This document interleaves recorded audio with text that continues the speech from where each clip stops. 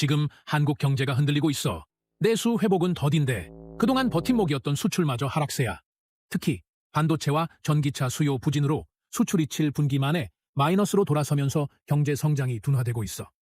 이로 인해 많은 사람들이 경기 침체를 우려하고 있는데 오늘은 이 위기를 어떻게 극복할 수 있을지, 그리고 주식시장에서 우리가 어떤 전략을 세워야 할지 이야기해보자. 올해 3분기 경제 성장률은 0.1%에 불과했어. 이 분기의 역성장보다는 나아졌지만 당초 예상됐던 0.5%에는 한참 못 미치는 수준이야. 민간 소비가 서서히 회복되는 듯 했지만 수출 부진이 계속해서 경제 발목을 잡고 있어. 반도체 수출 증가폭이 둔화되고 전기차 배터리와 관련된 수출도 줄어들었어. 그리고 건설 경기 침체도 길어지면서 제조업과 비제조업 모두 부정적인 경기 전망을 내놓고 있어. 정부가 재정 투입을 늘려 경기 회복을 돕기에는 세수 부족으로 인한 재정 여력이 부족한 상황이야.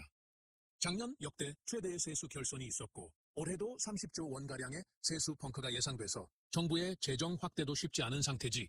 이런 상황에서 한국은행은 다음 달에 추가 금리 인하를 논의할 가능성이 높아 보여. 최근에 한 차례 금리를 내렸지만 경기 부양을 위해 추가 인하가 필요하다는 목소리가 커지고 있어. 하지만 금리 인하가 항상 정답은 아니야. 가계 부채와 집값 상승 등이 변수로 작용할 수 있기 때문에 신중하게 접근해야 해. 특히 최근 원달러 환율 급등도 큰 고민거리가 되고 있어. 고환율이 수입 물가를 자극하면 생산자와 소비자 물가가 함께 오를 수 있어서 인플레이션 압력이 커질 수 있거든.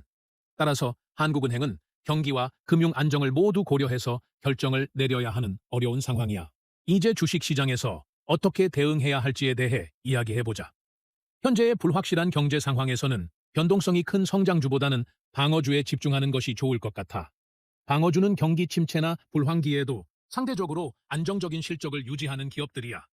예를 들어 필수 소비자의 통신, 의료 관련 주식들이 방어주로 꼽히지.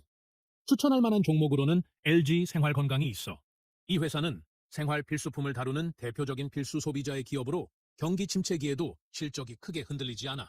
또 SK텔레콤 같은 통신업종도 경기와 상관없이 꾸준한 수요가 있어 안정적이지. 의료 분야에서는 녹십자를 추천해. 백신과 의약품을 제조하는 이 기업은 헬스케어 산업의 성장 가능성 덕분에 장기적인 투자처로 좋아. 오리온 같은 식품 기업도 경기와 상관없이 안정적인 소비가 유지되는 필수 소비자의 주식으로 볼 수 있어.